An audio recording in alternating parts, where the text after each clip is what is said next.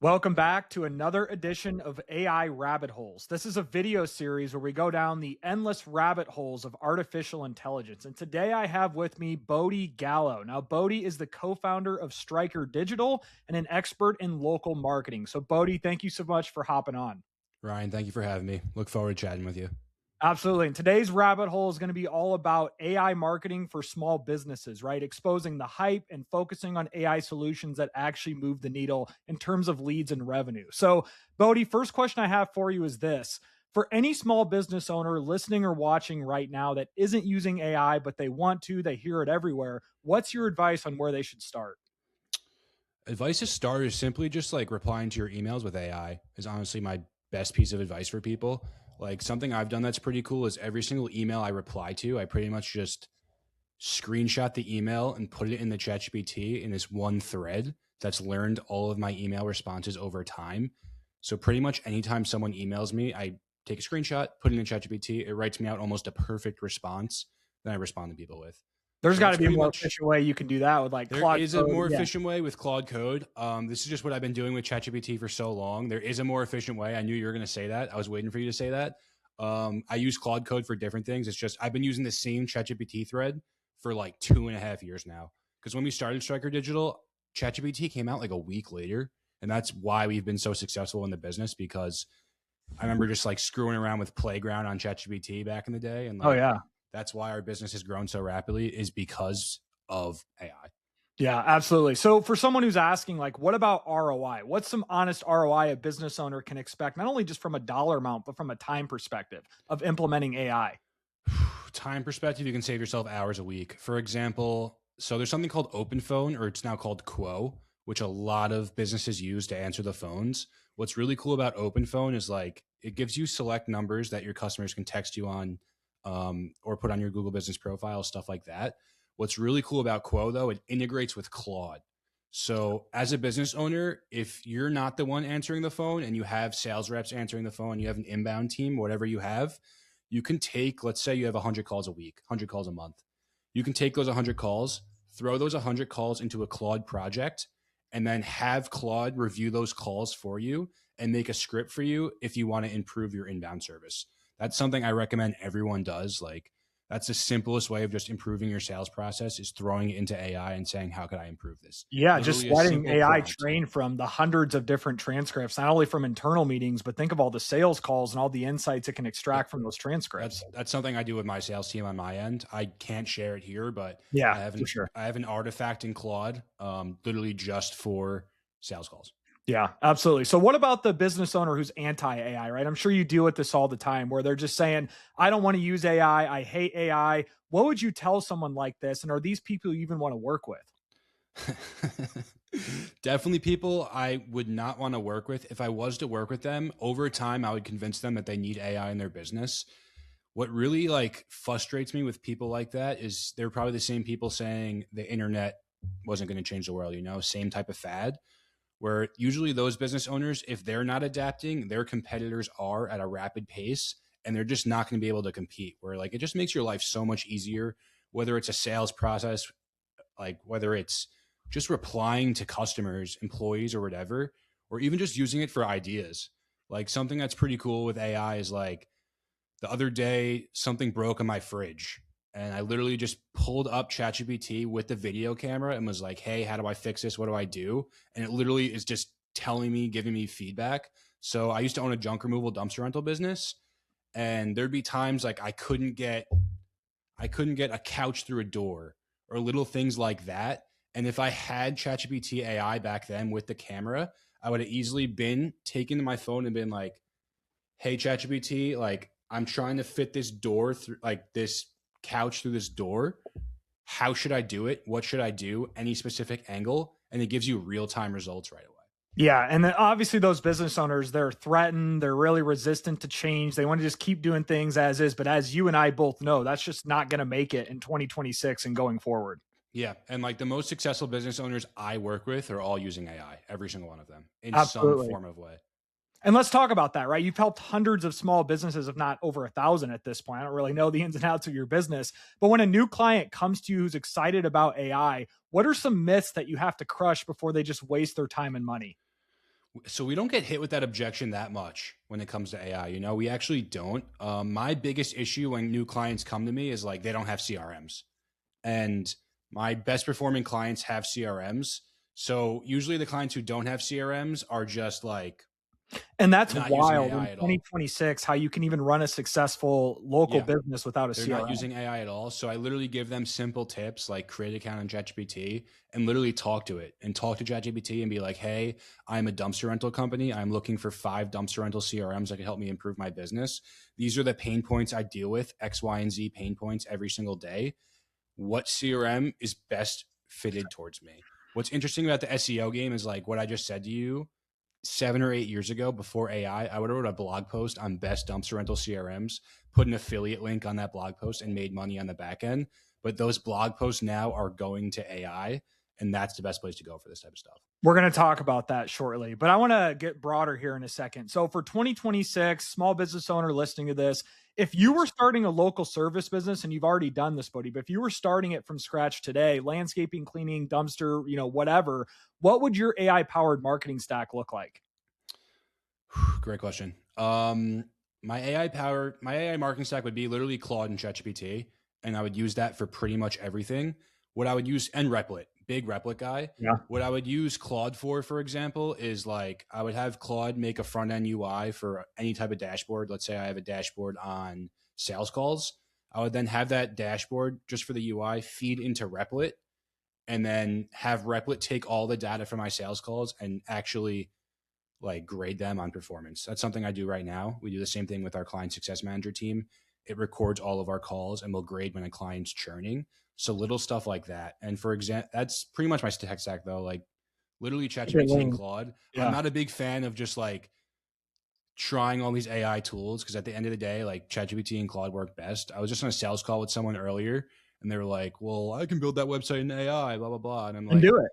you Yeah. could build that website in AI, but like if you want any customization, good luck doing that. And also like AI makes it really tough to index pages on Google. So it's really tough to index pages, but like you could build the website with AI. But what I would do if I was a new business owner looking to build my own website, um, my tech stack would be using Claude to make the UI in the front end and then pretty much take that UI into WordPress and Yeah. like just tell Claude, hey, like this is what I want changes wise, screenshot it, tell Claude, then Claude will tell you how to do it in WordPress. So a little side tangent here. Do you think WordPress is dead in the age of vibe coding and AI? No, I love WordPress. Yeah. WordPress is my favorite tool. I've been using it for like 10 years of my life now. WordPress for SEO in general is easily the best tool because of all the plugins and whatnot. With AI, you're not getting plugins like Yoast SEO or easily writing meta descriptions. Rank math. Like yeah. I use WordPress for all my stuff too. So I'm very familiar with WordPress that. Elementor for anyone is the best in my opinion. Yeah, absolutely. So content, or we hear small business owners say this a lot too, right? They don't have time to prioritize content creation, whether that's blogs or social media, whatever. What's your advice on how small business owners should be using AI to create marketing content, but without it sounding like slop, like we see everywhere? So what I do on my end, every single tweet I write is actually AI. Every single tweet is AI written. There's context there, right? You're not just shotgunning to ChatGPT. No. So I'm not shotgunning ChatGPT exactly. I have all of these things trained where you literally have to tell it no excessive commas or what are they called? M dashes? M dashes, yeah. Yeah, no excessive commas yeah, the or typical M dashes. And eventually you just use the same thread and eventually it just learns over time like the type of writing you do and whatnot. Where I've been messing around with my friends, like I had my bachelor party this summer and I was just screwing around with my friends drunk. And I was like, hey, ChatGPT, write me a tweet. Or wrote me a tweet and got like 15,000 freaking 15,000 views, 200 likes. And like, that was a legit tweet that just, it took all of my data information and wrote that tweet for me. Versus if you would have sat down and thought about it, it would have got far less engagement. Yeah. What's interesting is like, you can just learn so much more and so much quicker and efficient with AI. Like if I think back to my 16-year-old self, I was a terrible student, had a terrible GPA, blah, blah, blah, 1.8 GPA. But if you put me against someone who has a 4.0 GPA, and they're not AI like savvy and I'm AI savvy in them, I will crush them and make them look like an idiot. Me too, bro. That's what people don't realize. Like it's so powerful. It's actually mind boggling. Another thing I really like too is Whisperflow. That's actually the only AI tool I use every single day. That's not some like venture capital backed AI thing. Yeah. Whisperflow is fucking amazing. Yeah. And Voice what I to would text say, is huge. I'm allowed to curse on here, right? I think so. Well, I don't know. Okay, We'll let it fly. All right, perfect. And what's awesome with Whisperflow for home service business owners is if you're writing SOPs, just write them in Whisperflow. Like, Yeah. I use Voice Inc. It's actually a $25 lifetime Mac app, but it's a similar concept, right? It's similar voice to text, where Whisperflow is kind of the leader, but there are so many of these apps now that are better, more affordable. Whisperflow is kind of that leader right even now. talking to Claude in Whisperflow or ChatGPT in Whisperflow, like, holy shit. Yeah, absolutely. So I want to get into the rabbit hole here of local SEO and AI. We talked about that a little earlier. So local SEO, no doubt, obviously still a huge driver for many SMBs, but how should they be using AI to help with local SEO efforts? Yep. So simple stuff like meta tags, meta titles, meta descriptions, or even just creating H1 tags on your website. Something we do for local SEO, we've built this custom tool. Yeah, you can go ahead and share your screen if you want to pop over here. So we've built this custom Google Business optimization tool. And if you are a local service business owner, you need to know that your Google Business profile is probably one of the most important assets to your online presence. Absolutely. Your Google Business profile, your Facebook page, your Instagram pages are your three most important local citations. Assets. But I'd say your Google Business profile is probably like one of the most important things. Yeah. And I'm not saying that as an SEO agency owner. I'm saying that in general. Absolutely. So how do you use a GPT like this? So we've built a custom GPT in our backend. And what we've done is we just fed it so much data and information of just optimizing GBPs. And something we do is like, okay, business name, let's go Bodhi's Roofing Company. And this is going to help you fill out and optimize a profile from scratch. Yes, sir. Yep. So primary service area, Boca Raton, Florida. And do you share this publicly or is this internal? Internal. Okay. And on primary services offered, roofing company. Once I share all this information, it'll create me an SEO optimized business description, which is the most important part of your Google Business profile.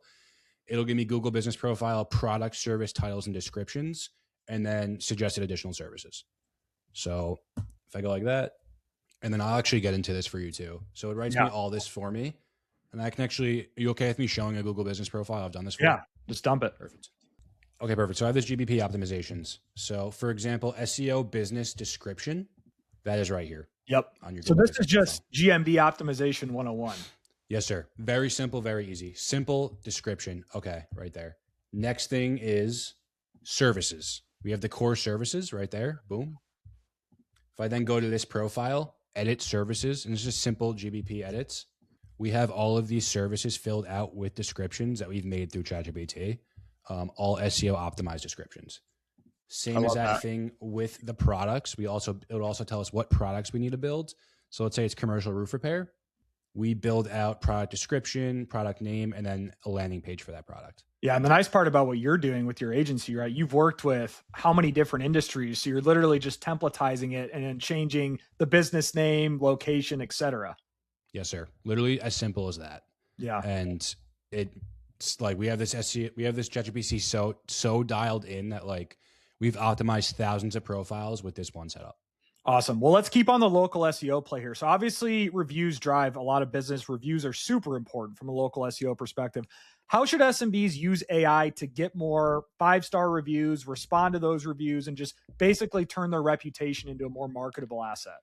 Yep. So we built something actually called ReviewRover.co. I think I've heard you talk about this. Yeah. Yeah. What ReviewRover is like, there's like Bird Eye and Nice Job. I'm not sure if you heard of Bird Eye and Nice Job.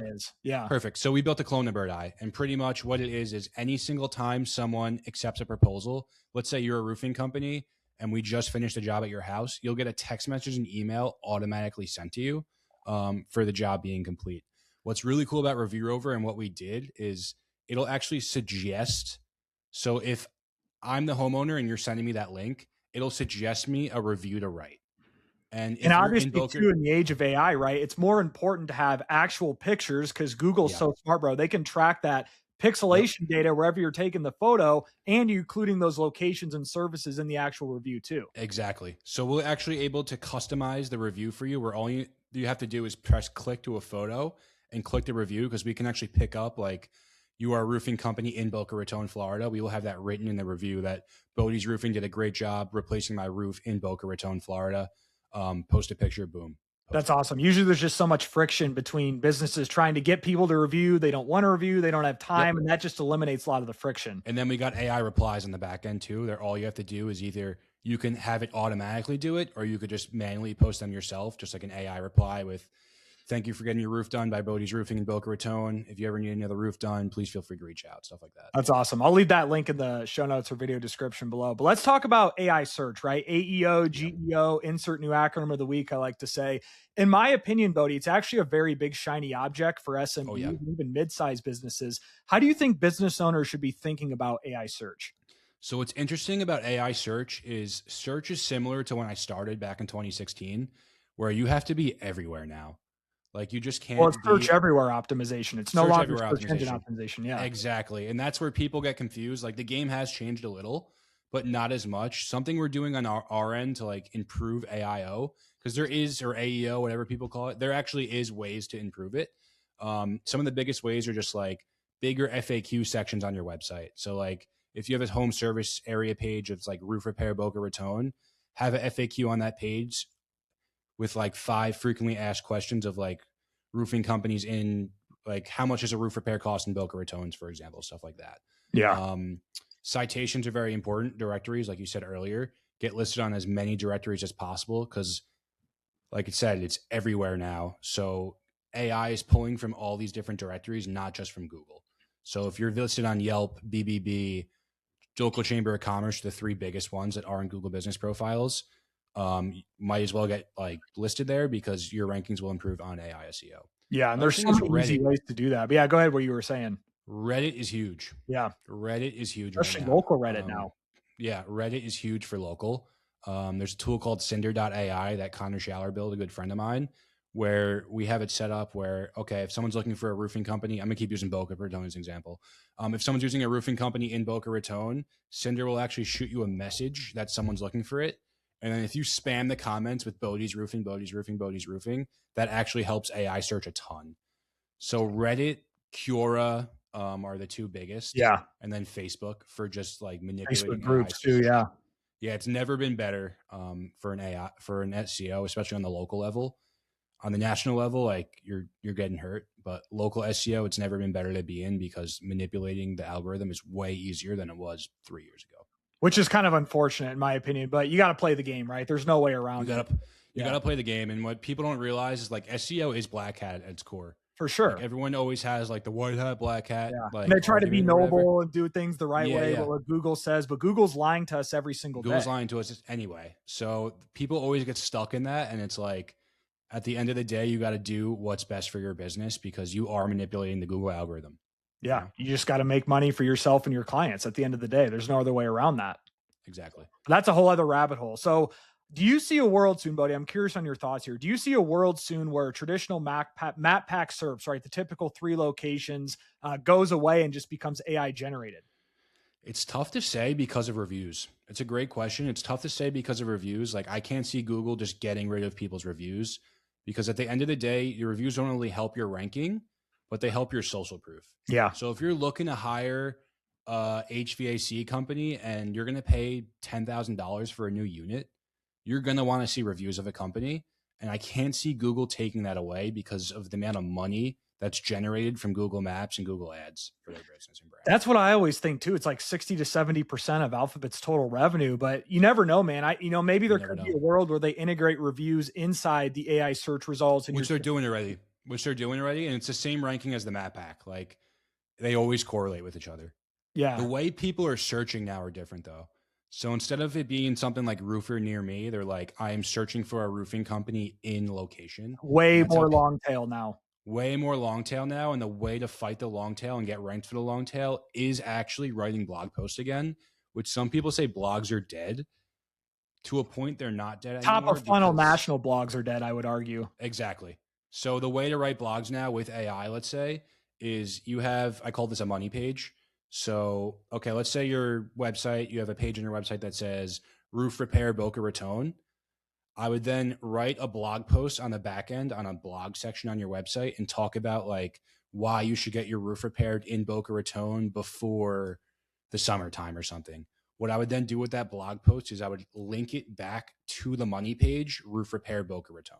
By Absolutely. doing that, it'll increase your rankings a ton. And that's nothing new. That's just a good SEO That's tactic nothing. there. Yeah. That's nothing new. That's just a good SEO tactic. All SEOs get all caught up on blogs are dead. Blogs are dead. They're not dead if you use them in the right way.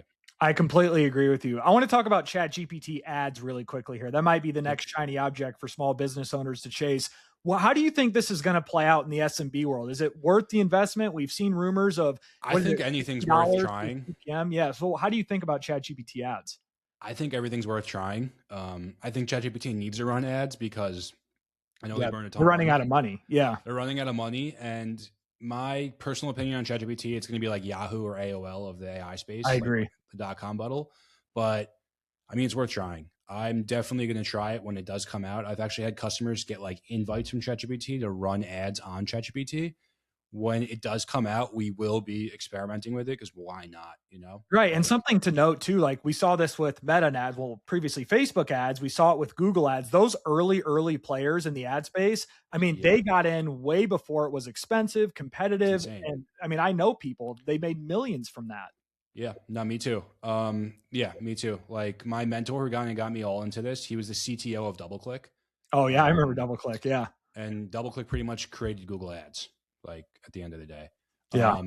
And yeah, people made a shit ton of money. Like some of my richest friends that I know in the marketing space have been doing Facebook ads since 2012. Like Hormozy, for example. Yeah. Still very Facebook profitable ads. depending on the niche and how expert you are at it. You just can't get a 1 to 12 ROAS anymore. Right. We have, like we actually run a ton of Facebook ads. I probably spend about $50,000 a month on Facebook ads, and we lose on the front end, but we're a recurring service, so we make money on the back end. Right. Yeah, that makes sense. It's the only way to do it profitably. So now let's get into some rapid fire AI questions, Bodhi, to kind of segment this out here. So I'm just going to give you some questions. Give me a rapid fire response. If you want to elaborate, go for it. But first one I got here, which is a bigger risk for small businesses in 2026? Ignoring AI completely or just chasing every single shiny object that comes around? Chasing every single shiny object that comes around, because let's say you try 30 of them and one sticks and changes your business. That's well worth the ROI.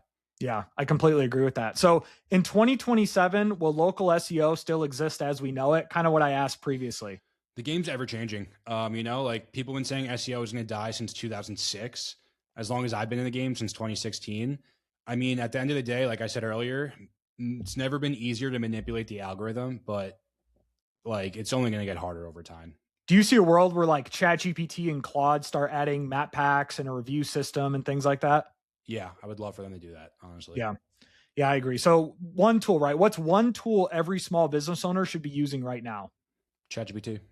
Yeah, over Claude or Gemini, just ChatGPT Yeah, and go. Claude gets complicated. It's kind of overkill for like what people need. But any of those three tools, you know, ChatGPT, Claude, Perplexity, Gemini, Manus is really cool too. I'm not sure if you mess around with Manus. Yeah, I've done it. It's another very cool one. Yeah. $500 question here. If a small business owner only had $500 a month or $1,000 a month, we'll say, to spend on AI, where should that money go? Great question. ChatGPT, a website hosted, ChatGPT website, and then just Whisperflow is another one. That's a tough question.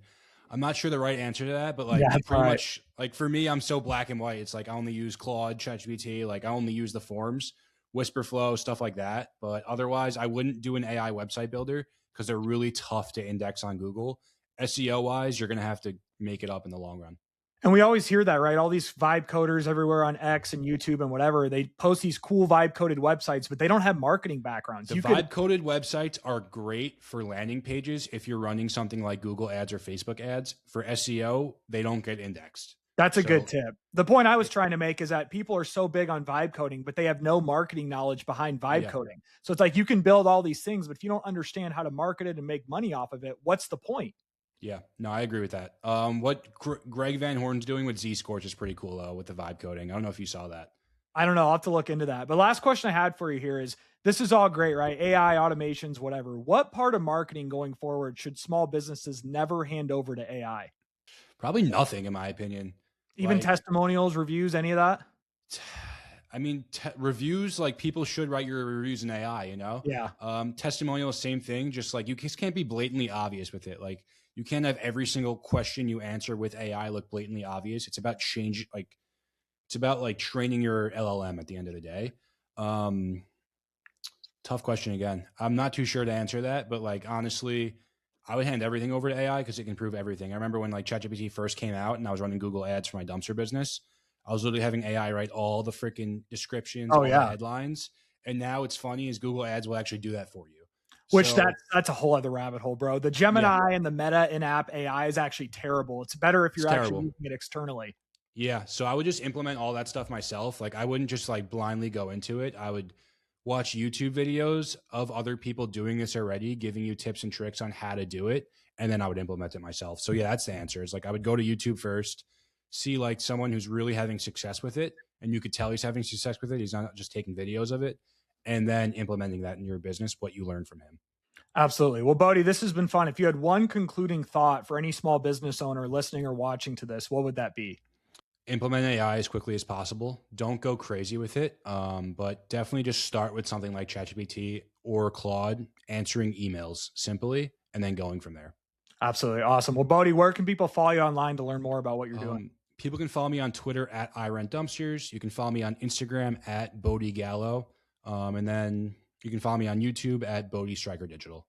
Perfect. I'll leave all those links in the description below. Bodhi, thank you so much for your time. And thank you to everyone for listening or watching to this edition of AI Rabbit Holes. Be sure to tune in again next time. Thank you for having me.